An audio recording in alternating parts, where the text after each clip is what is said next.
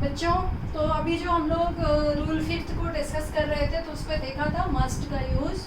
तो मस्ट में ऑब्लिगेटरी था तो नो चेंज, और अगर मस्ट का फ्यूचर और प्रेजेंट का कंटेक्स्ट हो तो हम इस तरह से चेंज करते हैं। प्रेजेंट का आपने देखा था।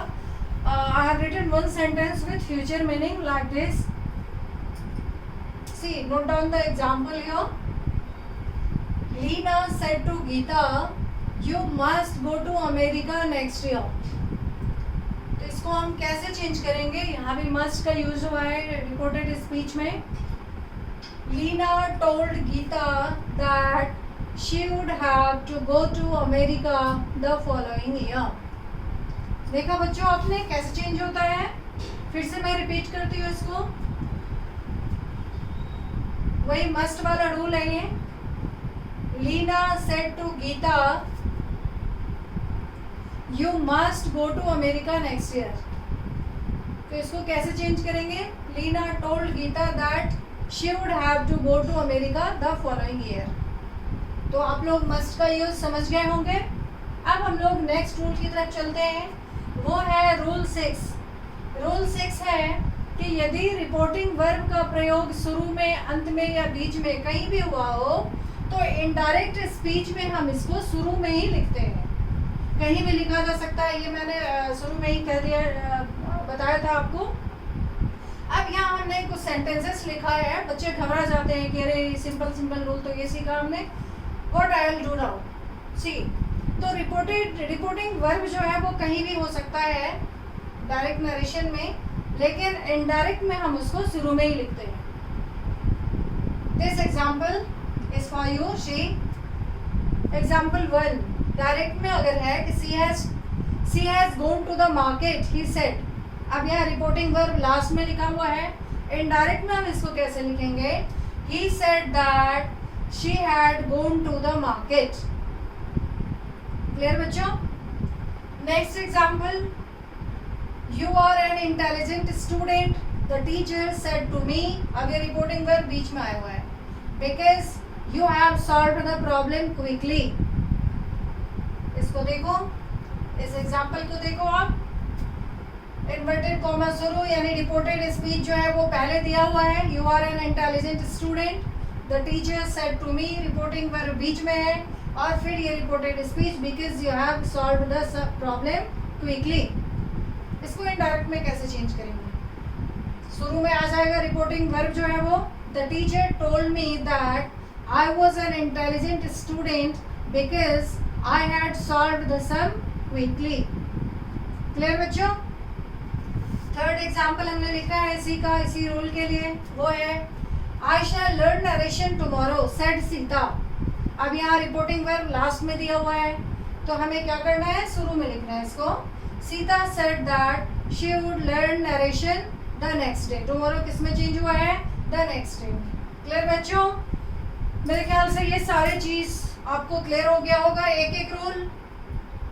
आगे बढ़े हम लोग नेक्स्ट रूल के साथ। रूल 7, आप इसको नोट डाउन करो।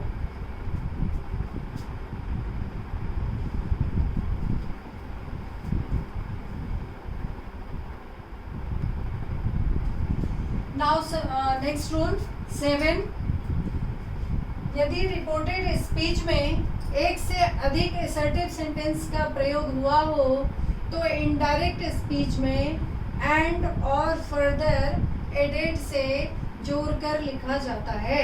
वो कैसे? तो देखो इस एग्जाम्पल में क्या सीखा आपने कि अगर रिपोर्टेड स्पीच में, सिंपल तो आपने सीख लिया है कि एक सेंटेंस है तो उसको कैसे चेंज करते हैं। अगर असर्टिव सेंटेंस 2 हो या उससे भी ज़्यादा हो तो कैसे चेंज करते हैं। सी, अगर डायरेक्ट नरेशन में आपको दिया हुआ है कि Rashmi said my friend is, inverted comma में, यानी रिपोर्टेड स्पीच है आपका, my friend is very honest and laborious. Next sentence, I will never forget her. ये सारा रिपोर्टेड स्पीच गिवन है आपको। तो ये इतना बड़ा रिपोर्टेड स्पीच देख के घबराना नहीं है, बहुत ही सिंपली इसको हम चेंज करते हैं। तो इनडायरेक्ट में कैसे लिखेंगे इसको? Rashmi said that her friend is very honest and laborious and she would never forget her. क्या करते हैं हम आगे जो सेंटेंस लिखते हैं, जैसे पहला सेंटेंस था हर friend is very honest and laborious, इतना तो एक सेंटेंस था। उसके आगे जो हमने लिखा उसको दो तरह से लिख सकते थे, and she would never forget her, and से जोड़कर आगे बढ़ो, या यहाँ लिख सकते थे honest and laborious further added she would never forget her. तो या तो एंड लिख दो यहाँ पे या फर्दर एडेड लिख सकते हैं। क्लियर बच्चों? तो देखा आपने, इतना बड़ा सा रिपोर्टेड स्पीच था लेकिन कितना सिंपली हम लोग इसको चेंज कर लिए। फिर से मैं रिपीट करती हूँ रूल 7 को कि अगर रिपोर्टेड स्पीच में दो या दो से अधिक असर्टिव सेंटेंस दिया हुआ हो तो उसको हम एंड या फर्दर एडेड से आगे दूसरे सेंटेंस को जोड़ते हैं। जैसे आपके लिए एग्जाम्पल यहाँ लिखा है, Rashmi said my friend is very honest and laborious I will never forget her. तो इसको इनडायरेक्ट में कैसे लिखा हमने, Rashmi said that her friend is very honest and laborious and she would never forget her.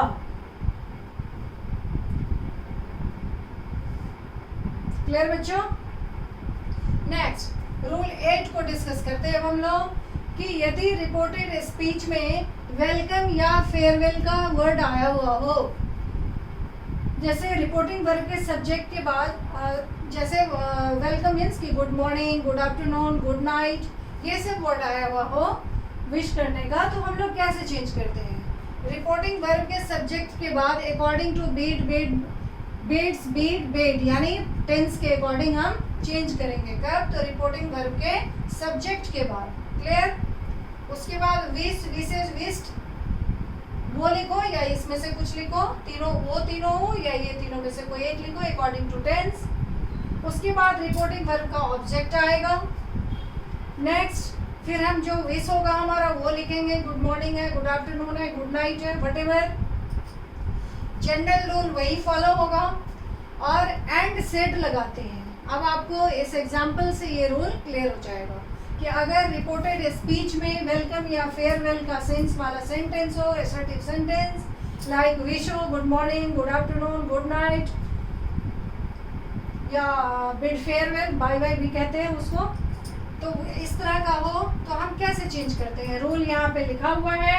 अब इसको सेंटेंस में देखो आप, जैसे डायरेक्ट नरेशन में है, the student said to the teacher good morning ma'am I have done my homework. अब इसको इनडायरेक्ट में हम कैसे चेंज करेंगे? The student wish the teacher good morning and said that he or she, student लड़का या लड़की जो भी है, had done his homework। Clear बच्चों? तो यहाँ एक चीज छूट गया, the student wish the teacher good morning ma'am, है ना, मैम यहाँ लिखा है हमने, good morning ma'am and said that ही या सी जो भी स्टूडेंट है had done his डालो या हर डालो होमवर्क। क्लियर बच्चों? तो ये आपका 8th रूल था। अब हम लोग आगे बढ़े रूल 9 पे, तब तक आप अच्छा से इसको नोट डाउन करो।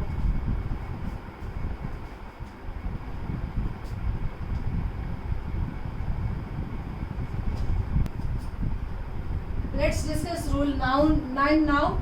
सी कि यदि रिपोर्टेड स्पीच में okay, you, she, well, O आया हो तो इनडायरेक्ट स्पीच में उसको हटा दिया जाता है, लेकिन उसको हटाने से कोई उसके सेंटेंस के मीनिंग में फ़र्क नहीं पड़ता है। क्या है रूल 9?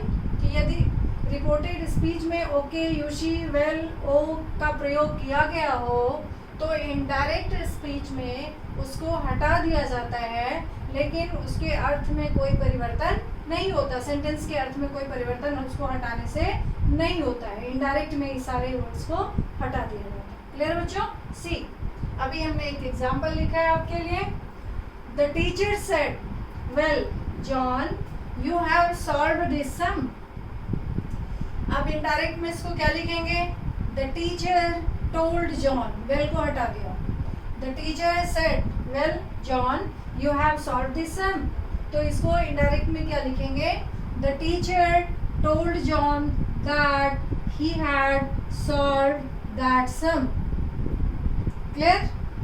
तो अगर सीख लिया आपने कि ओके, यू, शी, वेल, ये सब अगर यूज किया गया हो असर्टिव सेंटेंस में, डायरेक्ट स्पीच में, रिपोर्टेड स्पीच में, तो उसको इनडायरेक्ट में हटा दिया जाता है और जो रूल्स है वो रूल फॉलो करके लिख दिया जाता है. क्लियर बच्चों? Next rule. अब इसमें देखो रूल 10 है कि यदि रिपोर्टेड स्पीच में संबोधन के रूप में किसी नाउन का प्रयोग किया गया हो तो उस नाउन को इनडायरेक्ट स्पीच में ऑब्जेक्ट बना दिया जाता है. संबोधन यानी किसी को बोला गया है, जैसे एग्जांपल देखो आप. He said you are a brave boy Rohan. He said you are a brave boy Rohan. यहाँ रोहन लिखा हुआ है इन्वर्टेड कॉमा के अंदर, यानी ये रिपोर्टेड स्पीच में है. अब उस नाउन को जिसको संबोधन किया गया है हम ऑब्जेक्ट बना देंगे इनडायरेक्ट में. He told Rohan that he was a brave boy. Clear बच्चों? See the next sentence. Direct में है Rita said I respect you very much ma'am. वहाँ मैम को संबोधन किया गया है. इनडायरेक्ट में क्या लिखेंगे? Rita told ma'am that she respected her very much. Clear बच्चों? तो इस तरह से अगर नाउन का प्रयोग किया गया हो रिपोर्टेड स्पीच में संबोधन के लिए तो उसको हम इनडायरेक्ट नरेशन में, इनडायरेक्ट स्पीच में ऑब्जेक्ट बना देते उस नाउन को जिसको संबोधन किया गया. क्लियर बच्चों? अब हम लोग आगे बढ़ते हैं असर्टिव सेंटेंस के नेक्स्ट रूल की तरफ, रूल 11, और वो असर्टिव सेंटेंस का लास्ट रूल होगा. तब तक आप इसको नोट डाउन करें.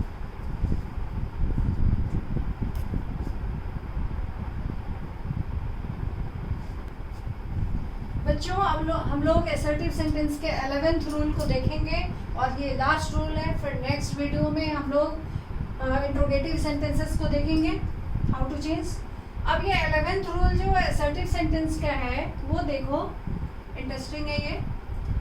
यदि रिपोर्टेड स्पीच में टर्म्स ऑफ एड्रेस के रूप में लेडीज एंड जेंटलमैन आया हो, ब्रेवो आया हो, ब्रदर्स एंड सिस्टर्स आया हो, माय डियर फ्रेंड्स आया हो, होप ऑफ द फ्यूचर आया हो, या इडियट्स आया हो, सन्स ऑफ मदरलैंड, यानी एड्रेस किया गया हो किसी समूह को, तो हम लोग इस तरह से चेंज करते हैं. जैसे डायरेक्ट में अगर लिखा हुआ है mister Modi address to the people, brothers and sisters, I thank you all. Direct narration में क्या है आपका कि mister Modi addressed to the people, brothers and sisters, I thank you all. तो इसको इनडायरेक्ट में क्या लिखेंगे? Mister Modi address the people as brothers and sisters, यहाँ एज लगाया, brothers and sisters, and said that he thanked them all. Clear बच्चों? तो देखा आपने mister Modi address to the people को कैसे चेंज किया? Mister Modi address the people as brothers and sisters and said that he thanked them all. Clear? Next sentence हमने लिखा है इसी रूल के लिए कि mister Bachchan said ladies and gentleman I begin the show now. अब इसको इनडायरेक्ट में हम कैसे लिखेंगे? Mister Bachchan address the people as ladies and gentleman. क्या लिख देते हैं हम? एड्रेस द पीपल, और जैसा एड्रेस किया होता है वो. फिर से मैं रिपीट कर रही हूँ सेंटेंस को कि हमारा डायरेक्ट स्पीच में है mister Bachchan said ladies and gentleman I begin the show now. उसको इनडायरेक्ट में लिखेंगे mister Bachchan address the people as ladies and gentleman and said that he began the show then. Thank you बच्चों. इसके आगे next video में, तब तक आप लोग हमारे नरेशन के पार्ट 1, पार्ट 2, पार्ट 3 जो अभी तक हमने आप बनाया है, जो आपको दिया है, उससे सीखो. और नेक्स्ट वीडियो हमारा पार्ट 4 ऑफ नरेशन का पार्ट 4 होगा. क्लियर?